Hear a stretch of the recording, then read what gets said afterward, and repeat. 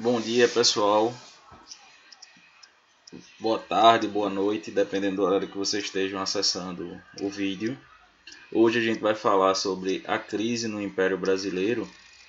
E essa crise do Império, no caso seria no Segundo Império, né? O primeiro Império seria do Dom Pedro I, o segundo de Dom Pedro II. Dom Pedro II foi o herdeiro do trono e a partir da crise desse império, a gente vai ter o fim da monarquia e a implantação da república.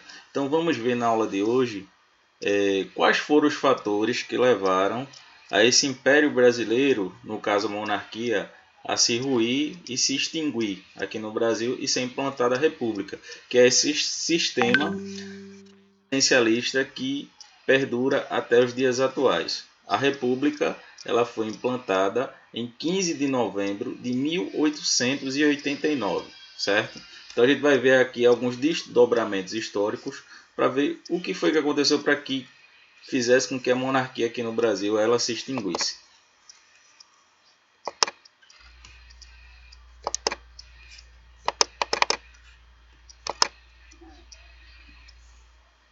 Então, em 1888, um ano antes da República ser implantada, foi instituída a liberação dos escravos aqui no Brasil, a partir da assinatura da princesa Isabel, filha de Dom Pedro II.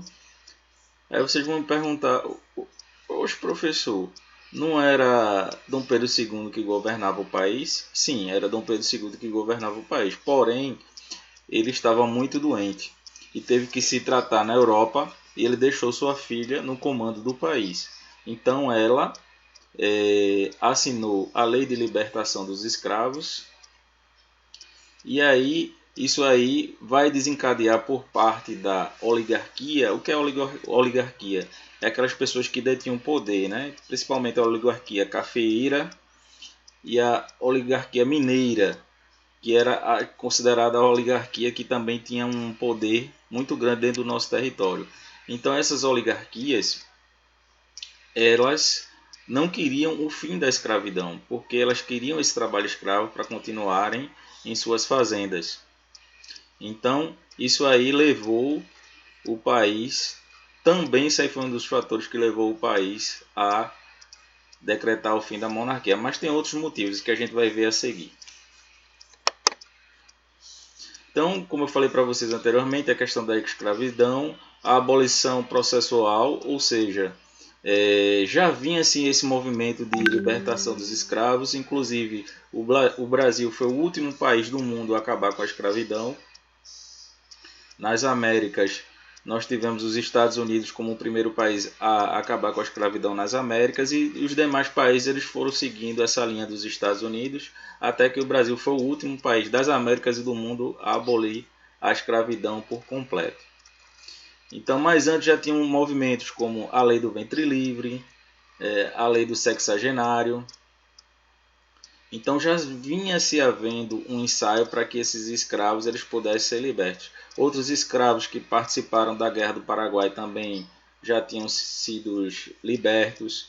Então já vinha um movimento muito grande para que a escravidão ela se findasse aqui no Brasil.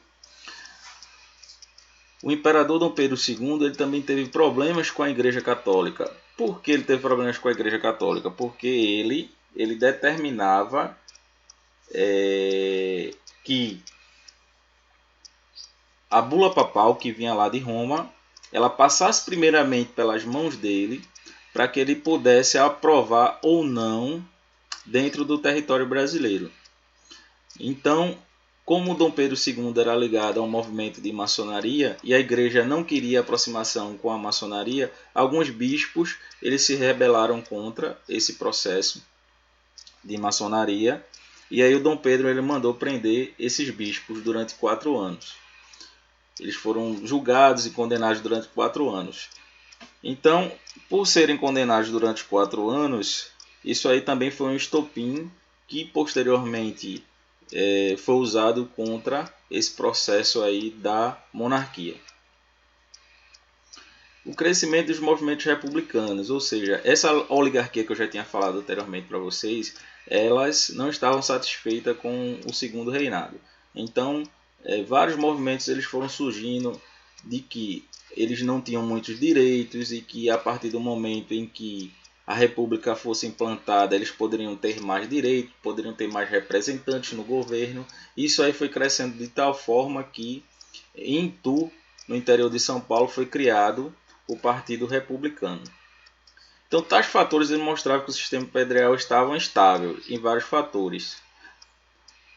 Disputas de interesses dos republicanos e monarquistas já não eram as mesmas, e isso aí vai levar esse processo de ruptura posteriormente.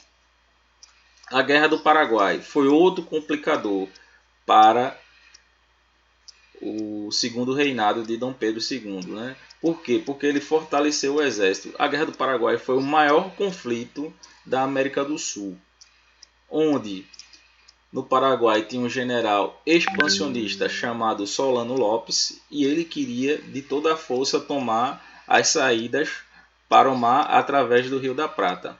Então o Brasil se uniu ao Uruguai e à Argentina contra o Paraguai. Eles dizimaram mais da metade da população paraguaia. Teve baixas também aqui no Brasil. Mais de 50 mil soldados eles foram mortos na Guerra do Paraguai. Então, todos os lados eles saíram perdendo. Os militares exigiam uma participação maior na política, né, porque eles saíram vitoriosos da Guerra do Paraguai, então eles exigiam muito que o Dom Pedro II eles dessem uma participação maior na política. A ideia de que só o exército podia salvar o país, uma influência positivista de Benjamin Constant, professor militar, que ele era um dos pilares para que influenciasse esse movimento contra a monarquia dentro do exército, as forças armadas e o governo imperial.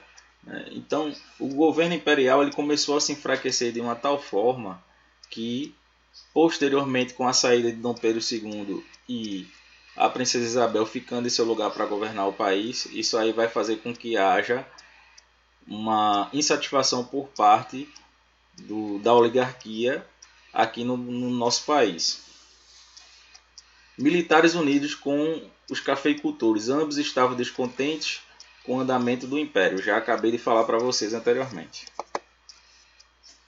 Há aqui imagens aí da artilharia brasileira em posição durante a Segunda Guerra do Paraguai. Então, essa vitória do Brasil fez com que o exército ele ganhasse mais poderes. As questões religiosas, como eu já tinha falado para vocês.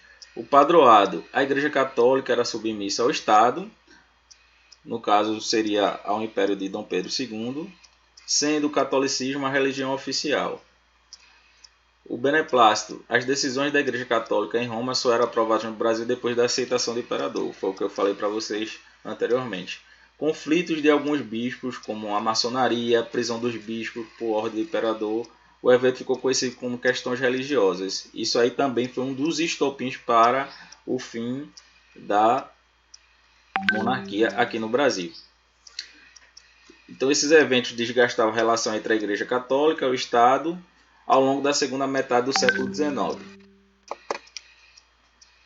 Então, também pela abolição lenta e gradual controlada pela aristocracia, foi outro problema que eu já tinha falado anteriormente para vocês. Então esse objetivo era retardar ao máximo a abolição da escravidão.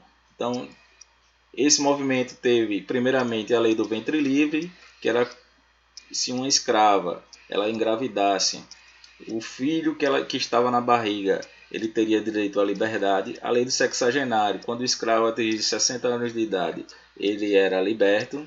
E a Lei Áurea, em 1888, assinada pela princesa Isabel, foi a libertação dos escravos. Então, teve uma pressão muito grande sobre a princesa Isabel, onde vários membros da oligarquia eles falaram assim para ela: se a senhora assinar esse decreto de libertação dos escravos, a senhora também está fadando o fim da monarquia. E ela falou que se esse fosse o preço para libertar os escravos e que todos fossem iguais perante a lei, ela iria correr esse risco. E ela correu o risco, assinou a libertação dos escravos e em 1889 a República ela foi proclamada. O processo de abolição retirou o poder de parte da aristocracia escravista que apoiava a monarquia e isso aí enfraqueceu, como eu já acabei de falar para vocês, esse movimento monárquico. E aí a gente só vai ter o fortalecimento da aristocracia do Oeste Paulista, desse movimento de que queria a implantação de uma república presidencialista para que eles pudessem ter mais voz dentro do governo. E aqui eu tenho uma imagem aí da missa campal de Ação de Graças em 22 de maio de 1888 para comemorar a Lei Áurea, que foi a lei da libertação dos escravos. À esquerda a gente tem a Princesa Isabel, sobre o todo, rodeada por cerca de 20 mil pessoas no Rio de Janeiro. Então foi uma festa assim absurda, né, quando assinou-se aí a libertação dos escravos, em 1888. Então se a gente for fazer uma continha simples, 1888 a gente vai estar a 132 anos de libertação dos escravos. Então vejam aí que a libertação dos escravos aqui no Brasil ela é bem recente. Por ser bem recente, a gente ainda carrega desse período escravocrata muitas mazelas, né? Principalmente no que se diz a etnia negra aqui no nosso país. Então a gente tem um dever histórico de corrigir essas desigualdades para colocar a etnia negra em pé de igualdade com outras etnias aqui do nosso país. Em 1868, o Partido Liberal, dividido em moderados e monarquia e radicais republicanismos, ou seja, começa-se aí a ter um manifesto para que possa se findar o fim da República. Em 1800, o fim da República não, desculpe, o fim da monarquia. Em 1870, o Manifesto Republicano, liderado por Quintana Bocaiúva, Saldanha Marinho e Salvador Mendonça, né? Isso aí é o pré-ensaio aí para que pudesse ser extinto a monarquia. E as ideias republicanas ganhavam força, né, no exército, porque eles queriam mais poder, já que eles viram que na Guerra do Paraguai, né, eles saíram vitoriosos, então eles queriam ser mais reconhecidos pelo governo, no caso do Dom Pedro II. Como eu já tinha falado para vocês, o Partido Republicano Paulista surge em Itu, interior de São Paulo. Em 1873, os cafeicultores eles fundam esses partidos republicanos e esses partidos republicanos eles se espalham por todo o território brasileiro.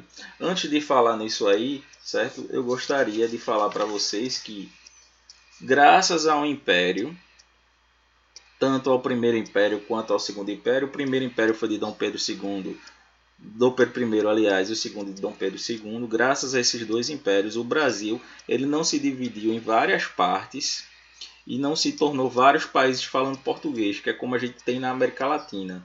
Então, o continente americano ele foi colonizado por espanhóis, portugueses, ingleses, holandeses e franceses. Os ingleses, holandeses e franceses na menor proporção. Na maior proporção eu vou ter portugueses e espanhóis. E a América Portuguesa, ela não se separou e não se tornou vários países como a gente tem na América do Sul. Na América do Sul a gente tem a América Espanhola, que ela se tornou vários países. Exemplo, Argentina, Paraguai, Uruguai, Venezuela. Então esses países, Chile, esses países, eles se tornaram vários países e isso aqui poderia ter acontecido no nosso território, na América Portuguesa. Só não aconteceu porque esse movimento ele foi fortemente reprimido pelo Império, então a gente teve várias revoltas aqui no Império para separação da monarquia.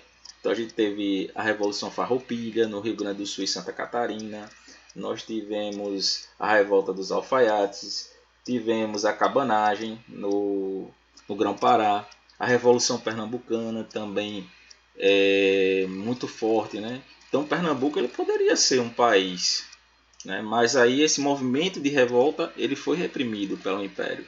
Então por ser reprimido, né, a América Portuguesa ela ficou unida. E quando houve a independência do Brasil lá pelo Dom Pedro I, Então, isso aí fez com que o nosso território ele ficasse um território grande e um país grande, né? Então, devido à coibição dessas revoltas por parte do Império. Se não fosse essas revoltas, nós seríamos uma coxa de retalho, vários países, igual os países da América Latina, falando português, certo?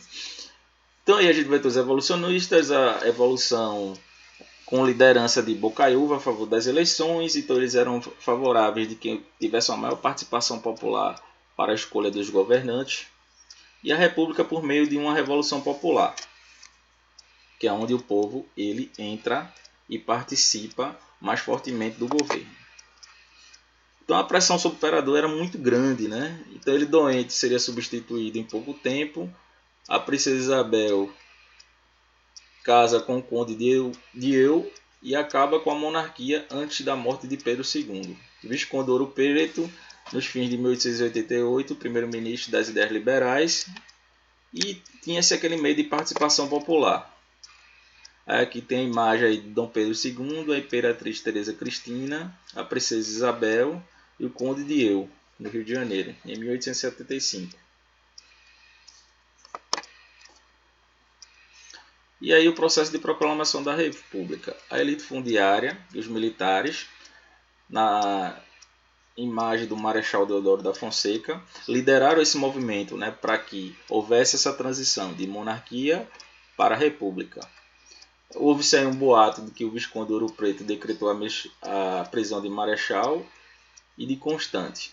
Em 15 de novembro de 1889, a Marcha dos Militares do Rio de Janeiro proclama a República, e por isso que a gente tem todo dia 15 de novembro a data de comemoração à proclamação da República. A aristocracia do Oeste Paulista organizou um novo regime sem mudanças estruturais na sociedade. E aí a gente tem a imagem aí da proclamação da República.